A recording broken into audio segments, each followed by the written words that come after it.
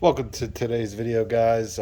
Today we're going to go over ropes because YouTube doesn't like any time I put up a gun video.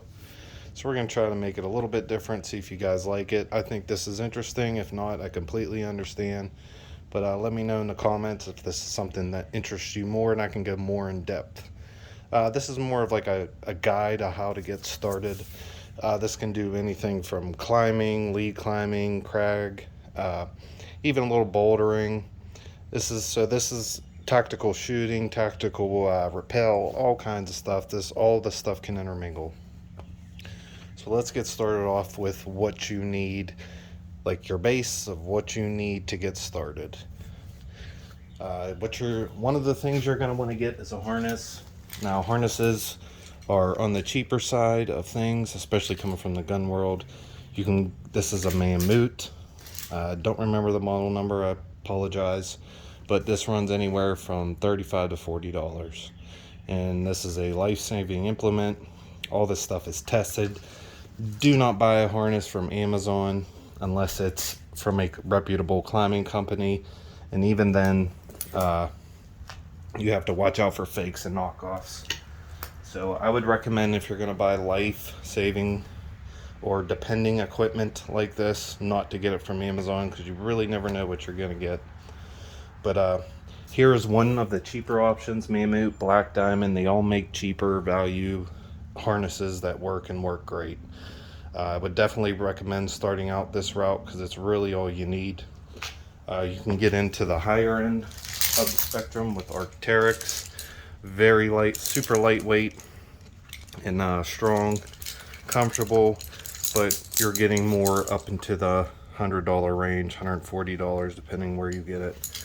It's a very nice harness, but it is not something that is needed. Next, let's talk ropes. Another thing you absolutely want to stay away from Amazon with. I'll give you an example right here.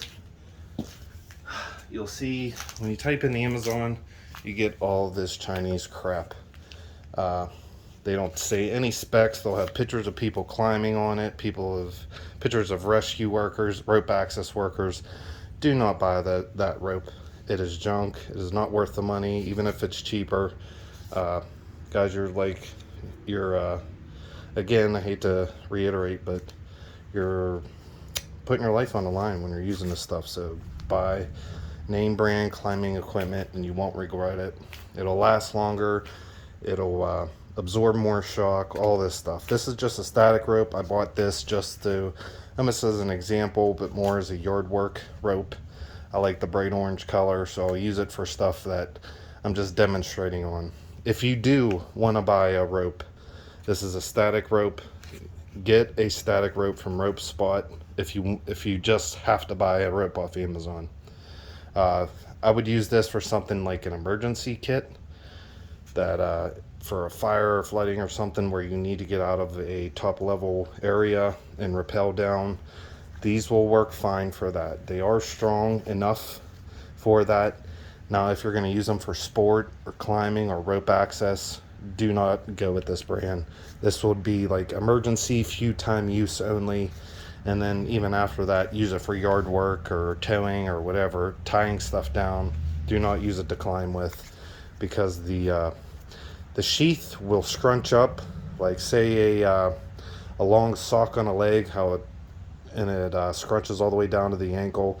That's what this rope will start to look like, because the sheath is not tied into the core. And who knows how it's made, if there's inspections on it, if it's tested. None of that stuff is certified on here. So be aware of that. Buy brands like Black Diamond, Mammut. Go to climbing dominated channels. Epic TV does a great job at recommending gear for newer people getting into the sport. So if you want a serious rope, go ahead and check them out. I'll give you an example of a quality rope here. Also, with the ropes, you want to get a rope bag to keep your rope nice and tidy, nice and clean, away from UV light, from storage of water, mildew, all that stuff. There is rope that is water treated that can get wet, like made for ice climbing or climbing in wet climates. But you kind of want to keep your rope as clean and as tidy as possible because you're depending your life on it. This one is just a black diamond static rope, 10 millimeter. 10 millimeter is a good size if you're looking for what size to start out with. A lot of the gear I'm about to show you will accept 10 millimeter length or diameter. It's a good diameter to start with because it's nice and strong. It's not super lightweight like the pro climbers need to climb multi-pitches and stuff with lead climbs, but I'll go over that at a later date. This is just the basic necessities. Black diamond, static rope, run you about a little less than $100, around $100. Great starting point. But this bag, as you can see, comes with the tarp, and you can just coil your rope out when you're using it. You can inspect the line as you go out, as you're bringing it out of the bag, and then it can go back into the bag nice and clean, never really getting into the ground or in the sand and kind of deteriorating. This keeps everything nice and clean and ready to go every time you want to use it. This one is made by Petzl. It is, there was a 9-1, Cliff with a K, K-L-I-F-F.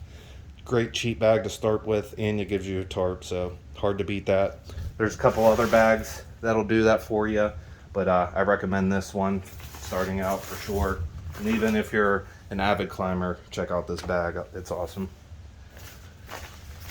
As you can see, the tarp does separate from the bag and spreads out nice and wide, but then you can lay your tarp out, start coiling your rope up, and it sucks back into this bag nice and tight, ready to go to the next cliff or back home.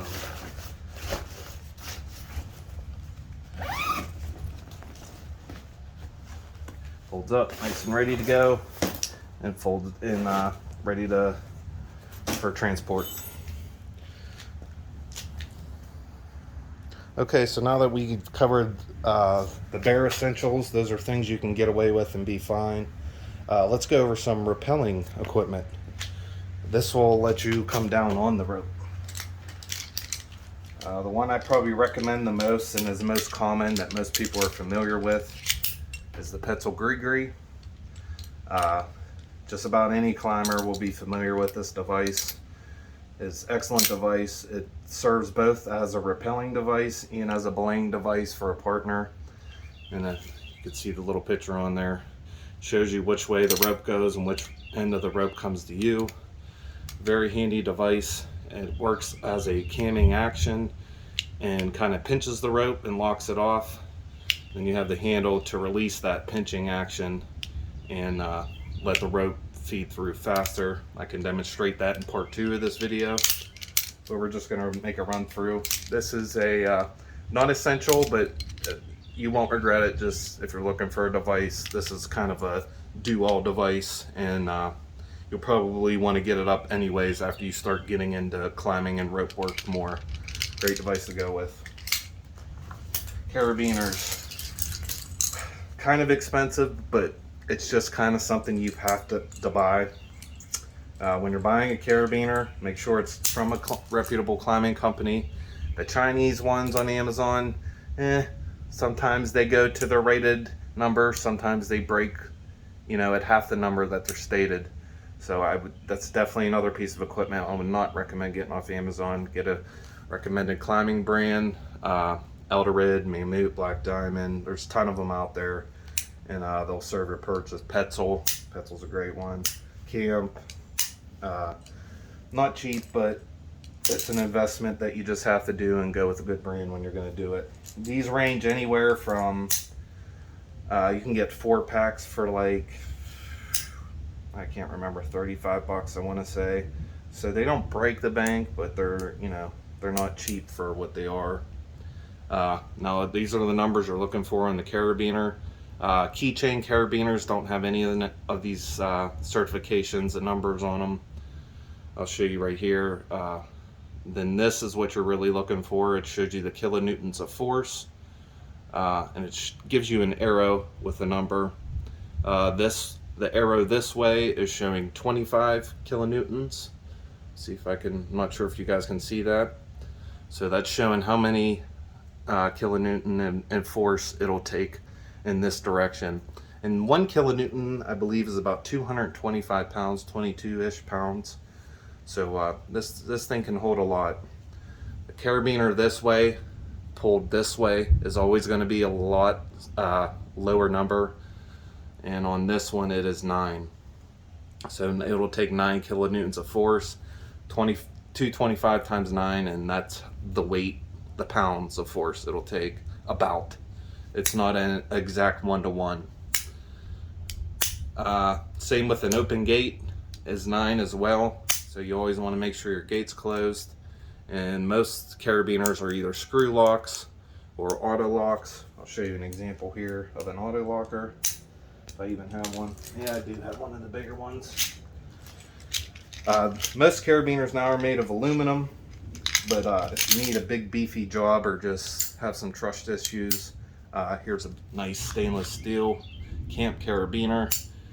This is like double the force that this aluminum carabiner will take, nice and strong. I use it a lot at towing applications or for anchors when I expect a lot of weight to be put on the rope or more than I'm comfortable with. I'll use this big guy. This isn't an auto locker either. This is a screw gate as well. So this one takes 50 kilonewtons of force, so pretty much double what this one will do, exactly double. But it's still not very strong in the directions it's not meant to be pulled, but still stronger than this one. So it's 15 this way, sideways, and with the gate open, I believe it's, what's the number say on there? 18 with the gate open. So this is a nice, strong, sturdy carabiner. They're just heavy. That's why you won't see a lot of climbers using them, because they do. This probably weighs 3 times the amount as this one. One's not a big deal, but when you get a rack full of carabiners, that starts to add up. See if I have an actual auto locker on here. I thought I did. Nope, no auto lockers yet. Hold on one second, guys. Gotta have one. Okay, here's one. It's a nice big stainless steel one, and as you can see, with this gate, in order for it to open, it has to go up, then twist, then you can open the gate there. And to close it, you just let go and it automatically locks up. So it's nice and safe. A little bit of a weird, cumbersome kind of thing to deal with if you're lead climbing and need your hands to hold on. That's why you won't see a lot of these on professional climbers rack as well, but they're useful and strong for stuff like anchors and other things where strength is paramount, and you might not want to forget locking your gate. So these help with that. Prusik cords. Anytime you're going to rappel a rope, which is easy to teach a beginner, you want to have a way to get back up the rope for whatever reason. Never go down a rope unless you can get up, and vice versa. Prusik cords and cordelettes. This is a cordelette. I can use it and double it up. Little 5mm cord. You're like, how strong can this be? Super strong. This is probably about 15 kilonewtons in this tiny single cord. When I double it up, without any knots in it, I'll double that up to 30 kilonewtons, quadruple it. It almost kind of is doubles itself the more you double it up on something, but that if you start putting knots in the rope, that can half that number as well. So do some research and this stuff. There's a lot to learn. Prusik cords are great to get up rope. They're pretty much added friction on friction.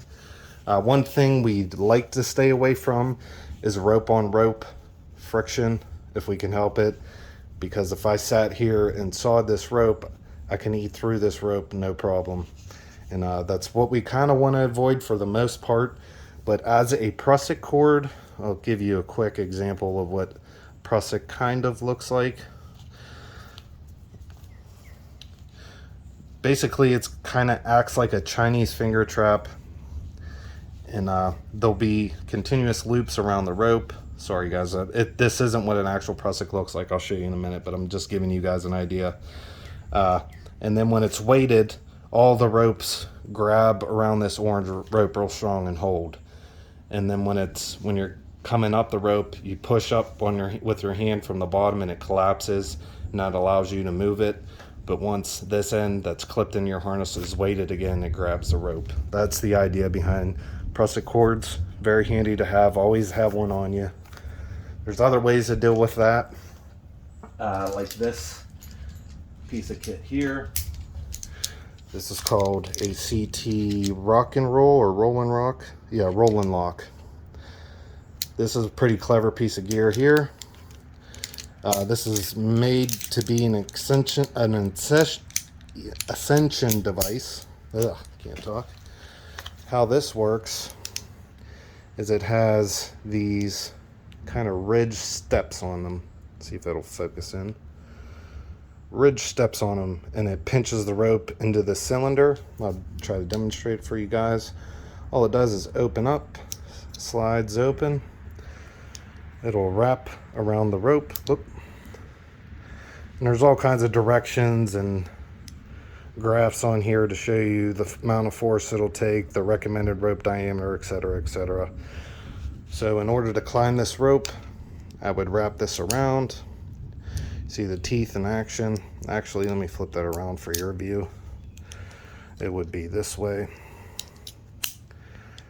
Always double check anything before you fully weight it, because this isn't a sport you want to make mistakes in, or an activity you want to make mistakes in. So if I want to climb this rope, I'll attach this to a continuous loop sling and put it on my foot, and on my other hand would be an extension device, which I'll show you in a minute. And what I do is lift up, get to where I want to get, pull down, step in the lanyard, push myself up. As you can see, it biting against itself and against this aluminum tube here with the carabiner inside. Very clever, very lightweight, cool idea. So that's one way to ascend the rope. This device also doubles as a pulley for making 3-to-1 pulleys, 5-to-1 to help lift loads up. So this, once I lock this lever in this pin here, as you can see it moving here, here's the pin on this side. All I got to do is push up and pull this back to unlock it, and it becomes the ascension device again. But I'll wrap it around, and now it's a pulley. This silver wheel is a pulley, so I can have this hanging from an anchor and the rope going through it, and I can haul stuff up as you see here. Pretty clever, pretty cool. Definitely recommend it. Okay guys, that's about it. If you have any questions, leave them in the comments. This video is getting long enough as is, unedited. So I have a bunch of more gear and tips and rappelling. I'm going to demonstrate both rappelling and ascending the rope. If you have any questions, comments, any gear you'd like to see, please let me know and I'll respond to you guys quickly. Thank you.